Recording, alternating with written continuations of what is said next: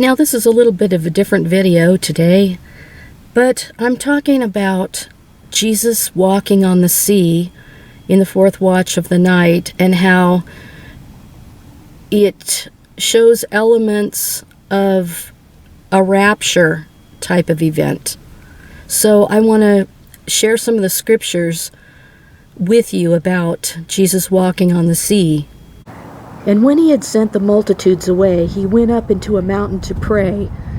And when the evening was come, he was there alone. But the ship was now in the midst of the sea, tossed with waves, for the wind was contrary. And in the fourth watch of the night, Jesus went unto them, walking on the sea. And when the disciples saw him walking on the sea, they were troubled, saying, It is a spirit, and they cried out for fear. But straightway Jesus spake unto them, saying, Be of good cheer, it is I, be not afraid. And Peter answered him and said, Lord, if it be thou, bidst me to come unto thee onto the water. And he said, Come. And when Peter was come down out of the ship, he walked on the water to go to Jesus. But when he saw the wind boisterous, he was afraid, and began to sink. He cried, saying, Lord, save me. And immediately Jesus stretched forth his hand, and caught him, and said unto him, O thou of little faith, wherefore didst thou doubt? And when they were come into the ship, the wind ceased. Then they which were in the ship worshipped him, and saying, Of a truth thou be the Son of God. And when they were come over, they came into the land of Gennesaret. First thing we pay attention to is the fact that the ship was in the midst of the sea. The disciples were in the ship, and the waves and wind were contrary to them. They are the fishermen. So they kind of are a representation of us, that we're fishers of men too, or women, bringing people to the Lord. And this whole world is like the wind and the waves that are contrary to us. The people who are battling against us, or just want to believe contrary to Jesus Christ, Yeshua HaMashiach. So the world is like the contrary wind and waves going against those in the ship, which represents us and the disciples. At the time that this event happened, where Jesus walked on the sea in the night, in the fourth watch of the night, coming to his disciples in the ship, this happened as Passover was nigh. Now I read to you the version out of Matthew chapter 14, but if we look at the version of what happened with Jesus walking on the sea, we find out in John chapter 6, in verse 3, it says, And Jesus went up unto a mountain, and there he sat with his disciples. And verse 4 of chapter 6 of John says, And the Passover, a feast of the Jews, was nigh. And then he fed the 5,000, and then that evening is when he walked on the water and came to them in the ship. And if you look at Luke 21:28, it says, And when these things begin to come to pass, then look up and lift up your heads, for your redemption draweth nigh. James 5:8, it says, Be ye also patient, establish your hearts, for the coming of the Lord draweth nigh. As the wind and the waves were going contrary to the disciples that were in the ship, who appeared but Jesus, the Messiah, walking on the sea? He appeared, and he will appear for those who eagerly await him. His feet were not on ground.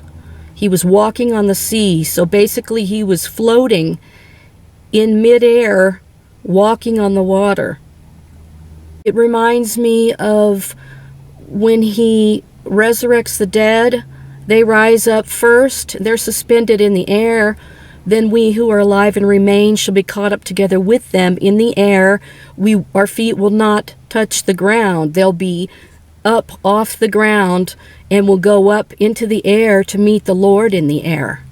Simon Peter asked Jesus, Lord, if it is you, bid me to come to you on the water. And so Simon Peter got out of the ship, and he had his feet in midair walking on the water towards Jesus. But as he concentrated on the things around him, the wind and the boisterous waves, he became fearful and he started to sink. And at that moment he said, Lord, save me. What did Jesus do? He stretched out his hand and reached out and grabbed him. Well, that is like the harpazo, to seize, to catch up suddenly, to grasp and snatch up. Well, that's what he did with Simon Peter, so that he saved him. And that's what he's going to do to us to save us from the contrariness of this world that's fighting and battling against us as believers. I forgot to mention this part about when Jesus appeared, suddenly walking on the sea towards them, coming towards them. He appeared. Well, this is like Colossians 3 and 4. For ye are dead, and your life is hid with Messiah in God. When Messiah, who is our life, shall appear, like he appeared walking on the sea, then ye shall also appear with him in glory.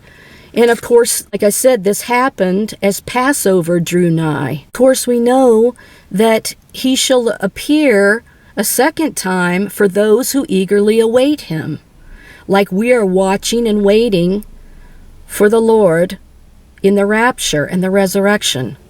In Hebrews 9:27 and 28, we read, And as it is appointed unto men once to die, but after this the judgment, so Messiah was once offered to bear the sins of many, and unto them that look for him shall he appear the second time without sin unto salvation. So here he was walking on the sea at the time of Passover, as Passover drew nigh, and he saved Simon Peter from sinking in the contrary waves. In other words, he gave Simon Peter salvation. The version in John chapter 6, And when even was now come, his disciples went down unto the sea, and entered into a ship, and went over the sea toward Capernaum. And it was now dark, and Jesus was not come to them. And the sea arose by a reason of a great wind that blew. So when they had rowed about 25 or 30 furlongs, they see Jesus walking on the sea, and drawing nigh. Your redemption draws nigh. At the time of Passover, this happened. Unto the ship, and they were afraid. But he said unto them, It is I, be not afraid. Then they willingly received him into the ship, and immediately the ship was at the land where they went. So that is another miracle that happened. They immediately reached their destination.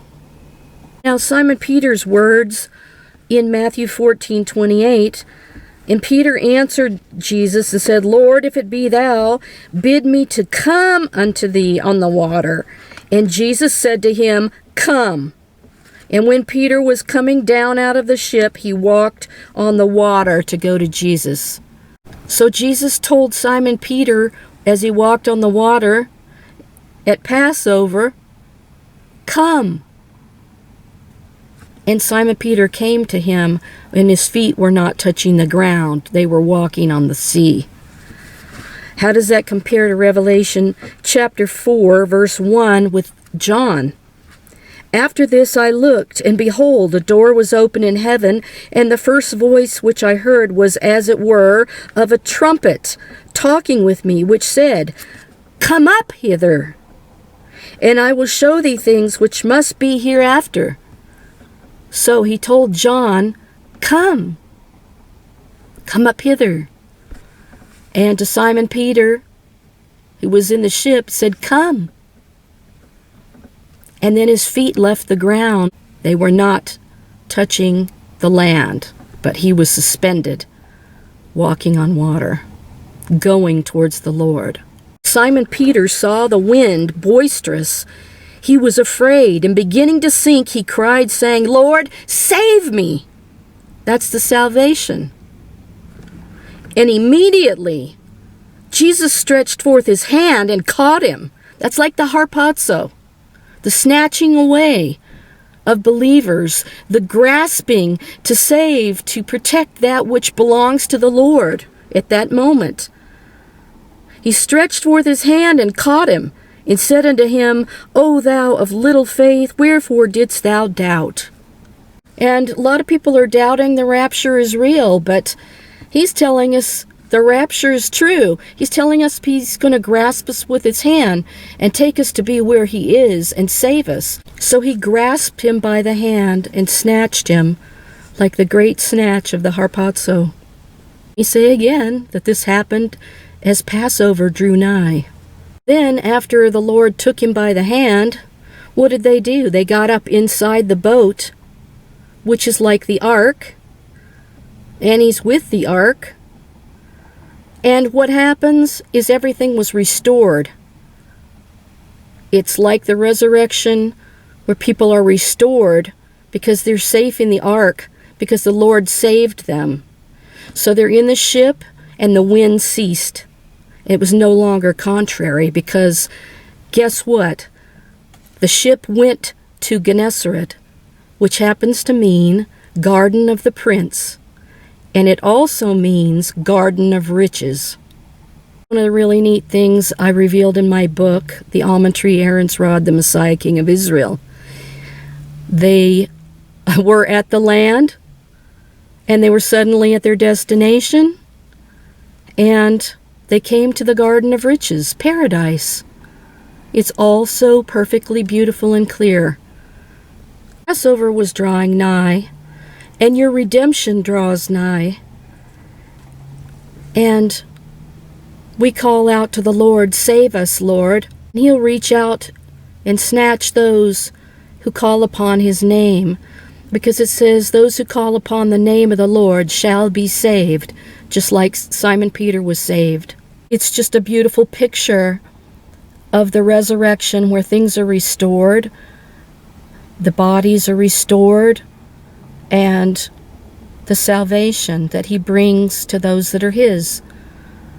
I just think that's really neat. Reaching out his hand and grabbing Simon Peter is just like the harpazo. You couldn't get any better picture of the rapture than that. So I'll leave you with that beautiful thought and some beautiful pictures of the water, thinking about Jesus walking on the sea. I pray this will give us new hope, for these things are sure telling us that our redemption draws nigh, and the time is getting very close. Till next time, I'll talk to you again soon. Passover is drawing nigh, but before that we have Purim.